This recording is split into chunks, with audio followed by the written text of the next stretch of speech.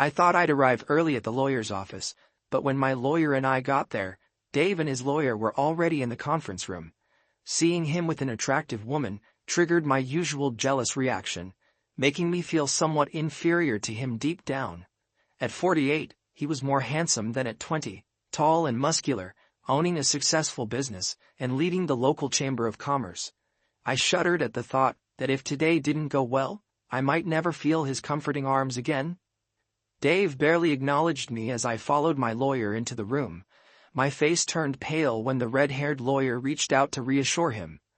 I interpreted it as her wanting to quickly finish the meeting to pursue him. I knew from experience that she would enjoy it, as my husband was skilled and knew how to use his charm.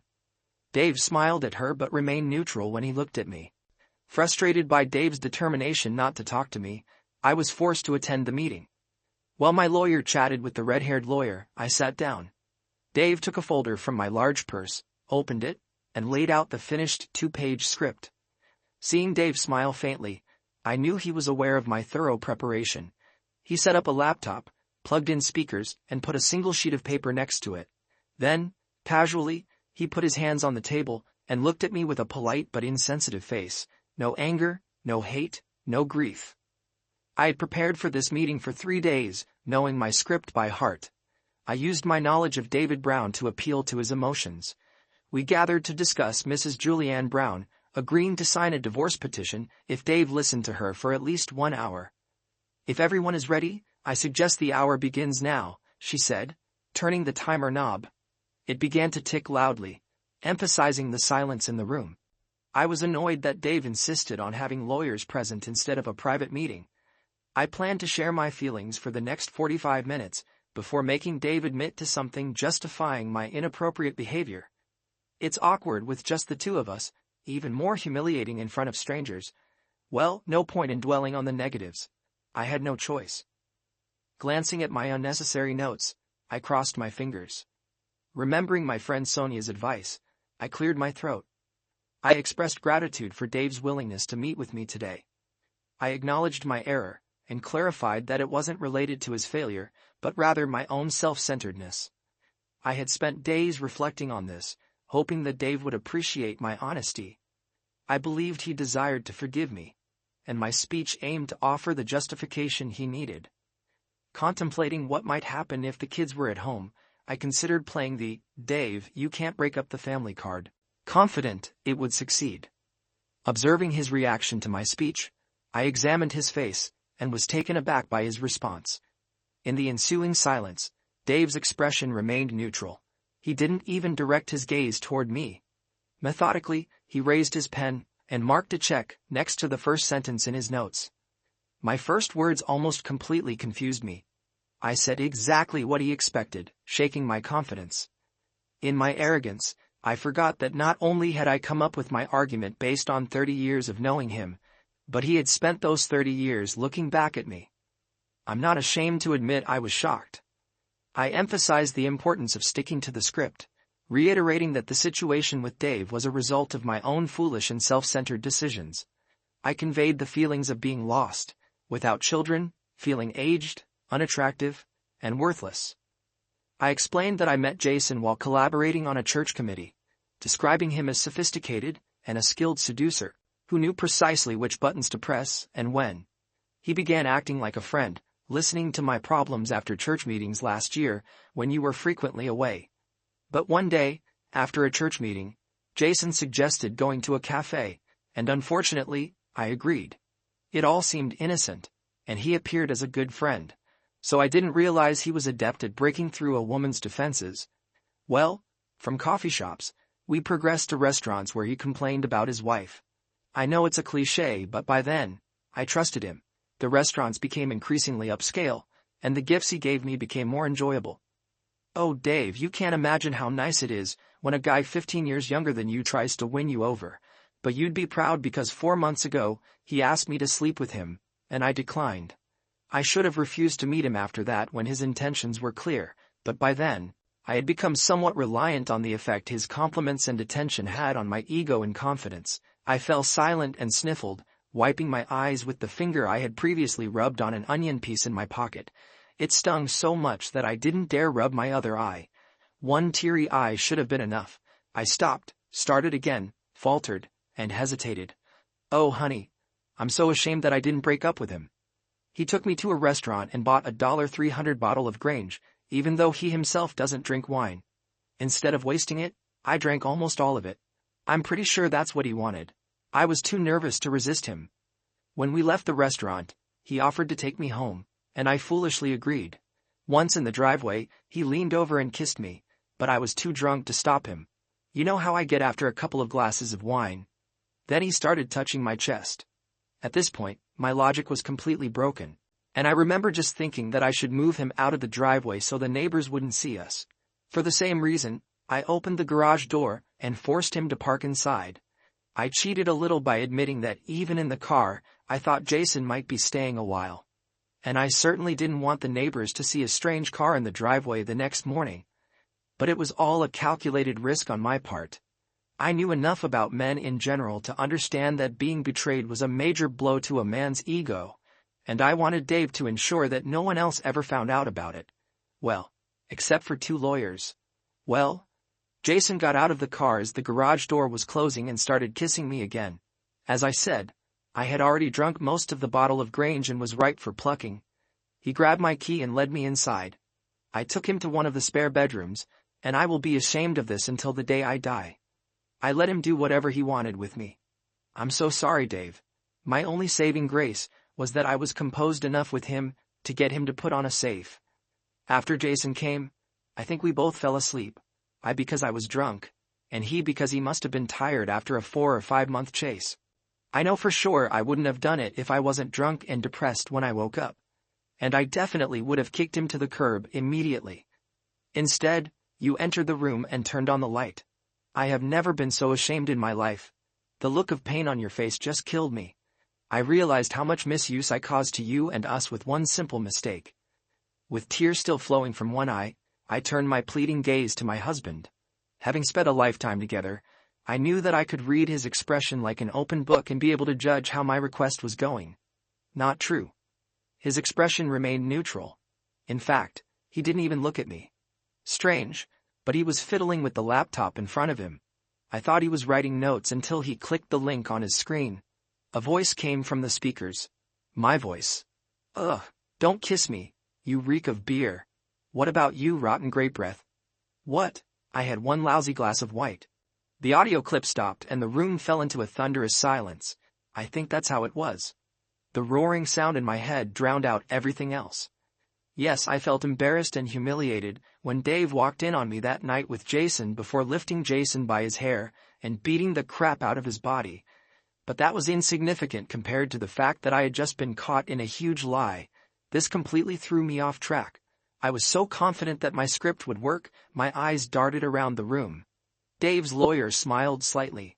Mine looked slightly embarrassed. Dave just looked at me expectantly with that damn blank expression. Later. I will never understand why I didn't immediately realize what it all meant. What the heck? Dave had an audio recording of my meeting with Jason that night being wound up. It never occurred to me to follow the logic of this. Why does he need a voice recorder there if he didn't know in advance that he could record something? What else did we say? The silence stretched uncomfortably for a long time, and I looked at the cryptic shorthand of my notes and, looking back stupidly, plunged into the script I had prepared. I clung to him like a drowning man clings to debris. It was only once. It won't happen again. Nothing like that. Please believe me. I just wasn't strong enough to resist him, but I wasn't so out of control that I wouldn't force him to use a protection or let him take me on our bed. He wanted it. But I would never do that, no matter how drunk I was. We were in Megan's old room, right? Dave just looked at me sadly, and I didn't know what was worse, his sad face or his impassive one. He shook his head and turned to the computer. I felt, rather than heard him double-click the icon, and I cringed until I just like to watch how you lie in front of me, full of desire. It is very hot. Then, once it's finished, another double-click, and Jason's voice again. When can we have time in bed again in your clueless husband's bed? It was so cool. This time, Dave clicked and ended the clip. And then just looked at me silently, accusatory. What could I even say? Everything I claimed was debunked, not by Dave, but by my own words. Protection. It was a one-time drunken mistake, not getting closeness with my husband in our own bed. The whole thing crumbled as a lie in just 30 words. Stand. I'm speechless. Though it was awkward, I looked at Dave for any clue. His neutral gaze revealed nothing. I noticed my lawyer checking her watch, making me focus on the ticking timer, realizing the 60 minutes I had to salvage my marriage were slipping away, and I admit, going terribly. I forced myself to suppress panic. Apologies for the lie, Dave, about it being the first time. I just didn't want to hurt you more than I already had. I thought if I could convince you it was a one-time thing, and for the exact reason I stated, you wouldn't be so offended. I stumbled back into silence. Should I now admit I dated Jason several times a week for over 6 months? The trouble was, I didn't know what Dave knew. He had recorded conversations, revealing the night he found us wasn't the first or only night. But what else did he know? Hiding the recorder where I usually did with Jason, hinted at suspicion at least one more time. I just didn't know. However, I knew that if I was caught telling one more lie, it would all be over. Well, Juliana, it's time to be vague, avoid details, and stick to the facts. The truth is that Jason did seduce me, and it took a while. He has a thing for older women. It's true that being pursued by a man almost my kid's age gave me an ego boost. I admit it, I was weak. I thought about saying I used the master bed only once the first time. It would be a lie, but put me in a better light. But not knowing how long Dave knew about my extramarital activities held me back. I decided to stay silent on this. However, I couldn't remain silent on everything, realizing I had limited time to rectify the situation. Unsure of the best course of action, I turned my attention to my notes. I discarded the initial points after being exposed and focused on words highlighted in capital letters. I conveyed that I never ceased to love and respect Dave, emphasizing that I gave him no less love than I always had. I explained that Jason was an additional dimension that didn't diminish anything from my love for Dave, but rather added an overflowing quality, if I could describe it that way. When I fell silent, Dave redirected his gaze to his laptop screen, furrowed his brow, and appeared momentarily confused. However, he eventually relaxed again. Listening to the recording, a continuation of the earlier soundtrack, I understood that Dave's frown indicated he was searching for an icon on the screen before realizing it was one of the open files. It would be better if he didn't grasp it, and he evidently started over. Going back to the beginning of the video, I revisited Jason's question about being closeness in our marital bed. Like the first time, I cringed, knowing my words once again condemned me with, "I already told you, never again, not after the last time." That night, Dave stepped out of the shower and inadvertently stepped on a large drop of white, for which I was grateful. Dave accepted my explanation about sneezing, attributing the drop to snot. Sinking lower into the seat, I anticipated the predictable words that would follow. Although I initially felt smug when I uttered them, that feeling dissipated. Distracting Dave by offering to clean his leg and doing it nicely diverted his attention. Commenting, "You have to admit, doll, that your husband sometimes acts like an ignorant idiot," I found discussing how we successfully evaded detection, such as when he had to hide in the closet when Dave came home early, insulting. Yes, Dave is clueless. Initially, I found it sweet that he trusted me so much. Now, he's just an ignorant fool. Sometimes, I wonder if we could have time in bed right here while he's in the room. The mocking tone made me realize I was rehashing a futile point. With these words and such a tone, I couldn't even convince myself I loved and respected my husband, let alone him. Again, confusion set in. Before this meeting, I convinced myself I loved and respected Dave. But after what I did and said, how is that possible? Steeped in the ticking tense silence. After the final nail in my coffin, Dave turned to look at me. I couldn't look him in the face, so I turned to his lawyer. Such contempt on her face made me shudder. Any doubts that Dave was just another client to her vanished. I looked away from her, and now looked at my lawyer. She, too, wasn't quick enough to hide her disdain. Here I am, fighting for my future, surrounded by people who think I'm something they stepped into at the dog park, and one of them should be on my side. My confidence dissipated like dew in the midday sun, and my self-esteem quickly followed suit. Perhaps that's why I revisited my notes and chose to adopt an offensive stance. I conveyed to Dave that over the last 6 months, he had been paying me decreasing attention, taking me for granted, traveling for business more frequently, and seemingly distancing himself from me.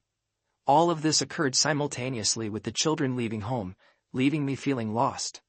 I expressed how he was never there when I needed him, failing to reassure me about my age and attractiveness, or provide comfort in times of need.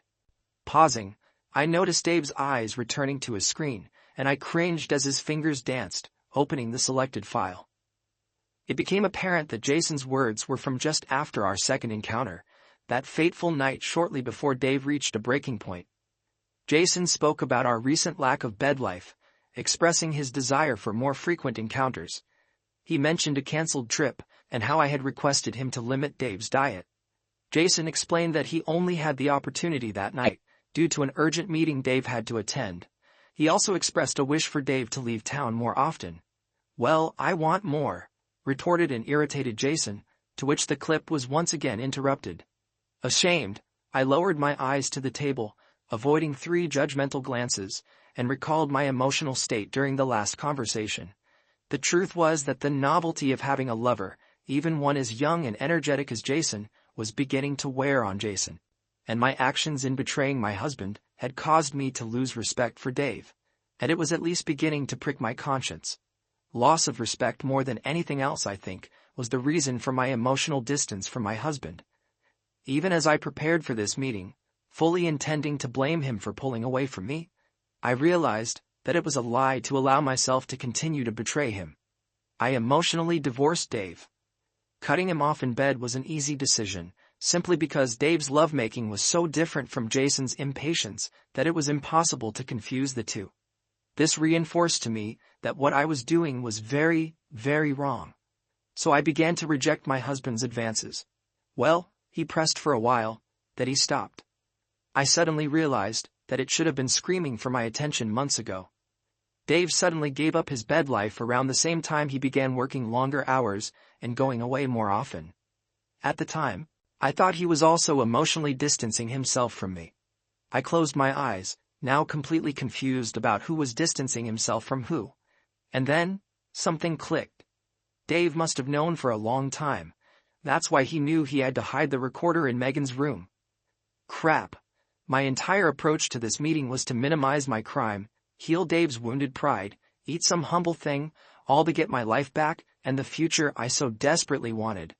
I thought I was calming a recently wounded bull. But if I was right about him knowing at least 2 weeks before he discovered Nate confronted me, that he was a lot more cunning than I thought, and I was wasting my time calling to his emotions. Stand. In short, I had no idea what to do.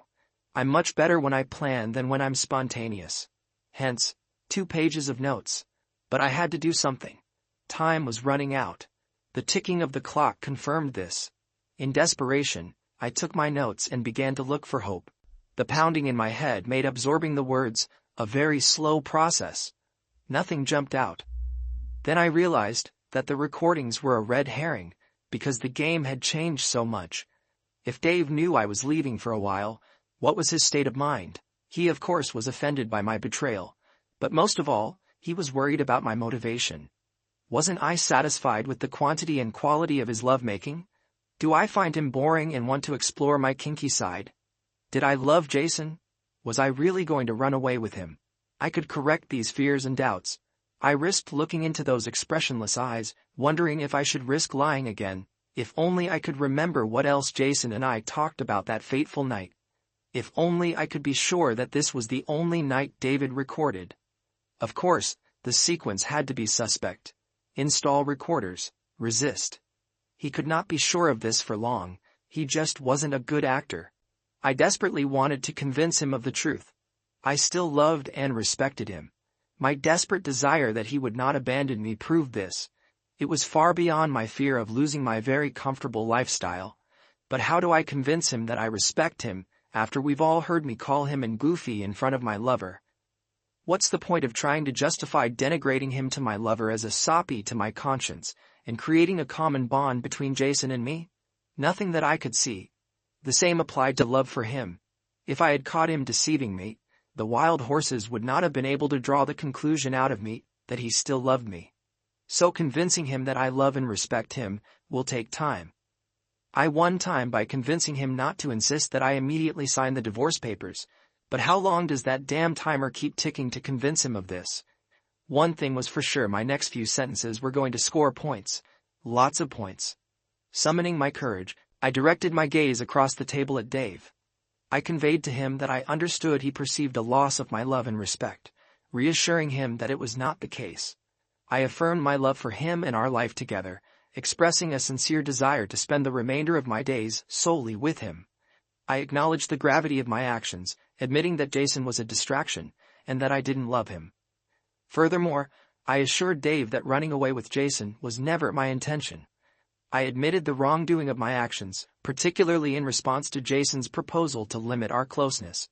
Reflecting on the situation, I confessed that I didn't know why I went through with it, especially after convincing myself that I was merely providing Jason with an excess that Dave couldn't handle. I highlighted that Jason lacked the stamina and experience that Dave possessed, and my actions were driven solely by lust and selfishness. Although the physical aspect brought a temporary satisfaction, it was devoid of any genuine emotion. I clarified that I didn't engage in the same perversions with Jason that I had denied Dave throughout the years. Time seemed to slow down, mirroring the pace of those on the verge of pass away. The disintegration of my marriage unfolded in slow motion, with everyone around me moving at a normal speed. To my left, my lawyer expressed her disdain, tossing her pen on the table and turning to me.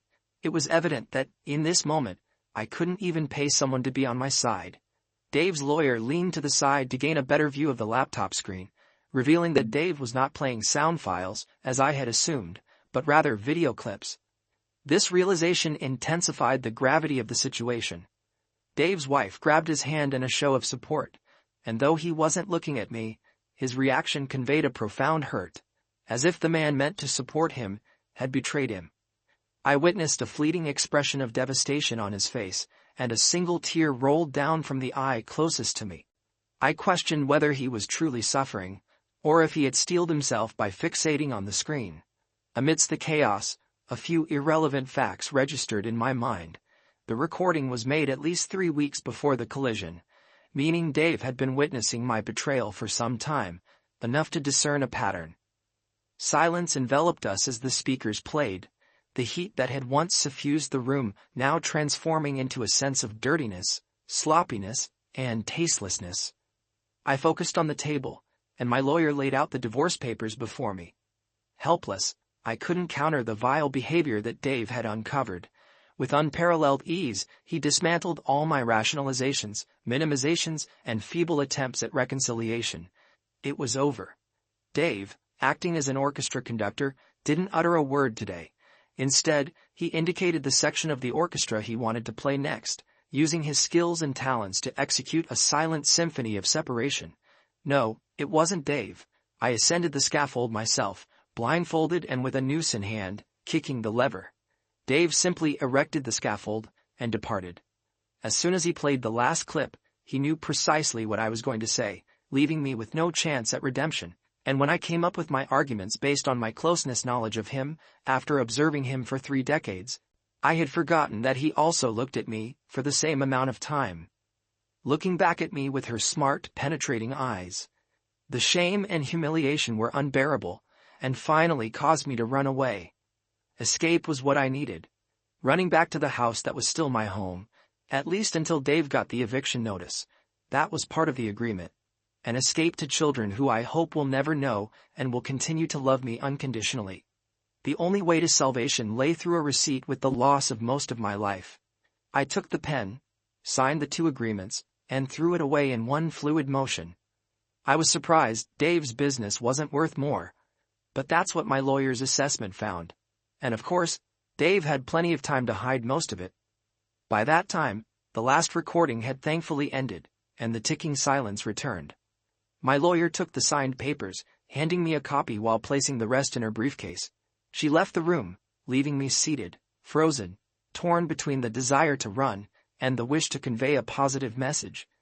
I longed for an ember of hope, something to convince myself that there might be a chance to rekindle the flame someday, to let Dave know that I still cared about his well-being. The sharp sound of an alarm clock disrupted my thoughts, prompting me to stand up and deliver my positive phrase.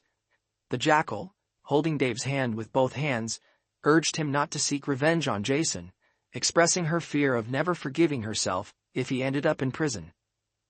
Dave's response was another damning video, thankfully not featuring my voice, but that of another woman speaking in an almost shrill tone.